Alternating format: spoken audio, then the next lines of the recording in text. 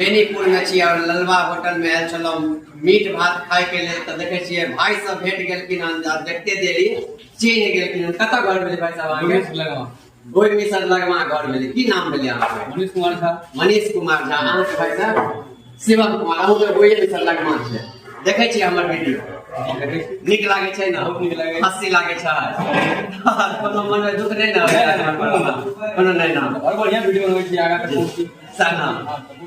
चलो बहुत बहुत धन्यवाद भाई साहब तो मिललो हन एखन और बेनीपुर में घूम रहल छियै बेनीपुर तो हमर घरे छियै तो देखेलो हन जे भाई साहब सब देखते चिन्ह गेलखिन त एनाहिते और जे दोस्त सब मिलता उनको सबके देखाब अपने सबके अहाँ सब कहै छियै जेपी के कियो नहीं चिन्है छै लेकिन देख लियौ आज जत्ता जाइ छियै ओत्ता एहने एहने भाई सब छथिन चिन्ह जाइ छथिन तै मनोबल बढ़ै छै और किछ नया क पाबै छियै तो चलू भाई बहुत बहुत धन्यवाद अहाँ सब देख के हमरा एते